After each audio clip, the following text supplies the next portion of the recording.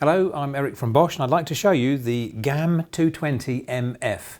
This is an angle finder and the 220 refers to the maximum movement of the arms. As you open the arms of the product here, they go beyond 180 up to 220 degrees if necessary.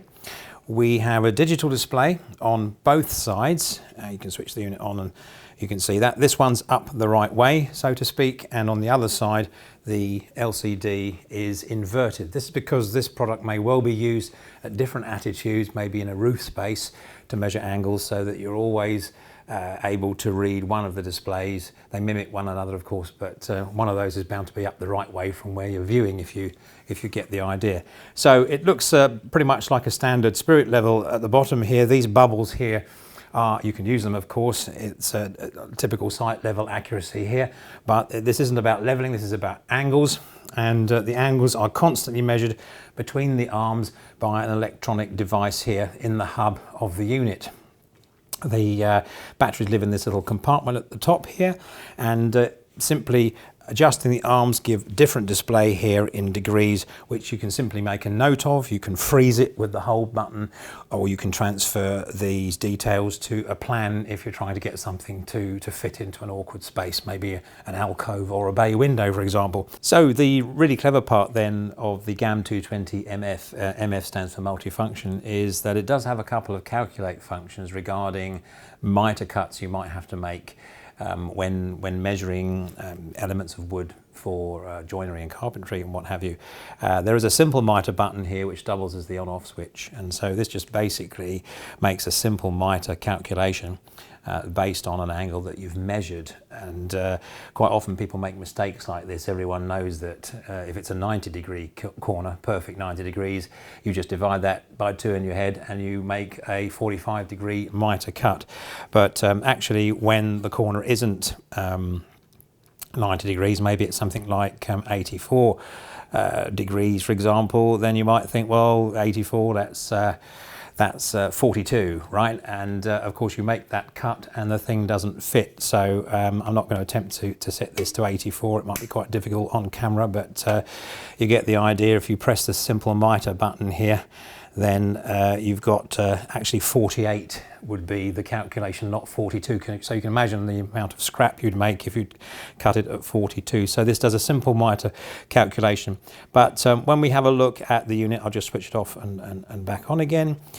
We have a compound mitre button, which is a little bit more involved, and this is to do really with fitting coving. You know that coving, when it's installed in a room, has an angle that it makes with the wall. It fits between the wall and the ceiling, and this angle is called the spring angle. So the procedure for setting up a mitre saw is really easy with this product. So we simply measure the flat part of the coving at the back, resting on one arm, and the other arm then measures this angle here. So that's the angle that the unit makes, or the coving makes with the wall. So you can see there 139.7. All we do now, very simple, is press the compound mitre button, and you can possibly see in the display it says SPR. That means the unit's measured the angle the coving makes with the wall. It's as simple as that. Then you take a measurement of a corner, and let's say the corner is around about 90 degrees, so you simply put this around the corner that you're going to fit, let's say 91.5. This is where this thing really comes into its own, because if the corner isn't perfectly 90 degrees, then it's very difficult to get a cut right on a mitre saw. So let's say this is the corner. We push the compound mitre button once more, and the unit remembers 91.4 as your particular corner. The rest is simple. You just close the arms here, and then we go to the mitre saw, and we simply push this button once more, and it comes up with MTR. That's the mitre angle. So in this case it's 32.3. So you adjust the mitre angle to 32.3, and that's set. You tighten it up, perfect, and then pressing the button once more. These are calculated angles now. We've got 32.2 bevel. So you adjust the bevel angle on the saw to 32.2, and this means that the coving can actually be laid flat on the bed of the saw when you're cutting it, so it's very stable. Otherwise, if you're cutting by conventional means, you don't have any bevel, you have a straightforward zero bevel, and you only adjust the mitre, but you do then need to have the moulding resting on the bed and on the back fence, and this is really very tricky because it can move ever so slightly, and of course you might not have a 90-degree corner, so errors come in and then you have to start including filler or making several cuts and creating a lot of scrap.